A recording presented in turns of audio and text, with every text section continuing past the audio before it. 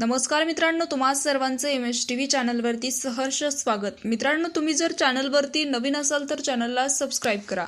मसजोगचे सरपंच संतोष देशमुख यांच्या हत्या प्रकरणात बीडच्या कारागृहात कैद असलेल्या मुख्य आरोपी वाल्मी कराड याला मिळणाऱ्या VIP ट्रीटमेंटवर आक्षेप घेत बीडचे खासदार बजरंग सोनवणे यांनी नुकतीच दिल्लीत अमित शहा यांची भेट घेतली आहे। त्यानंतर धनंजय देशमुख यांनी बीडच्या कारागृह अधीक्षकांना पत्र लिहून वाल्मी कराड आणि त्यांच्या साथीदारांना मिळणाऱ्या VIP ट्रीटमेंट संदर्भात तक्रार केली आहे। या सगळ्या घडामोडी घडत असतानाच राष्ट्रवादी काँग्रेस शरदचंद्र पवार पक्षाच्या नेत्या खासदार सुप्रिया सुळे यांनी वाल्मी कराड याला बीड कारागृहातून नागपूरला हलवा अशी मागणी थेट मुख्यमंत्री देवेंद्र फडणवीस यांच्याकडे केली आहे। मसजोगचे सरपंच संतोष देशमुख यांची 2 कोटीच्या खंडणी प्रकरणातून आणि अपहरण करून आणि नंतर क्रूरपणे हत्या करण्यात आली आहे।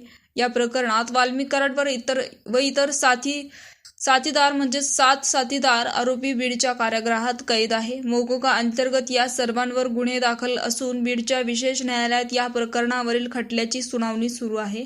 दरम्यान वाल्मी कराड व त्याच्या साथीदारांना जेलमध्ये VIP ट्रीटमेंट देण्यात येत असल्याचा आरोप अनेकदा झाला। मोबाईलचा वापर, घरचे जेवण, तुरुंगातील कॅन्टीनमधून हजारोची खरेदी, सहकारी कैद्यांवर दहशत आणि हल्ल्याच्या घटना यामुळे वाल्मी कराडला बीड कारागृहातून हलवला अशी मागणी देखील वेळोवेळी समोर आली होती। खासदार बजरंग सोनवणे यांनी दिल्लीत हाच मुद्दा केंद्रीय गृहमंत्री अमित शहा यांच्याकडे थेट मांडला होता। दुसरीकडे संतोष देशमुख यांचे बंधू धनंजय देशमुख यांनी बीड कारागृह अधीक्षकांना पत्र लिहून वाल्मी कराड यांना स्पेशल ट्रीटमेंट देण्यात येत असल्याचा पुन्हा आरोप केलाय। या पत्रानंतर खासदार सुप्रिया सुळे यांनी वाल्मी कराडला नागपूर कारागृहात हलवण्याची मागणी मुख्यमंत्री देवेंद्र फडणवीस यांच्याकडे केली। बीडच्या कारागृहात वाल्मी कराडला VIP ट्रीटमेंट देण्यात येत असून तो जेलमधून जिल्ह्यात टोळा चालवत असल्याचा आरोप केला जातोय। संतोष देशमुख यांच्या कुटुंबियांकडून या संदर्भात करण्यात आलेले आरोप आणि धनंजय देशमुख यांनी कारागृह अधीक्षकांना दिलेले पत्र यावरून पुन्हा एकदा हे प्रकरण तापलंय। वाल्मी कराडला बीड जिल्हा कारागृहात राजकीय दबावातून बेकायदेशीररित्या सुविधा पुरवल्या जात आहे असा आरोप धनंजय देशमुख यांनी केलाय आणि कारागृह अधीक्षक यांना लिहिलेल्या पत्रातही केलाय। वाल्मी कराड इतर कैद्यांच्या नावावरून आणि वडिलांच्या SIM कार्डद्वारे बाहेरील व्यक्तीशी संपर्क साधतो।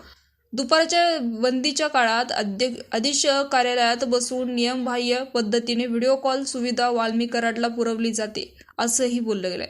तर मित्रांनो, याविषयी तुमचं मत नक्कीच कमेंट बॉक्समध्ये कळवा। चॅनलला सबस्क्राईब करा।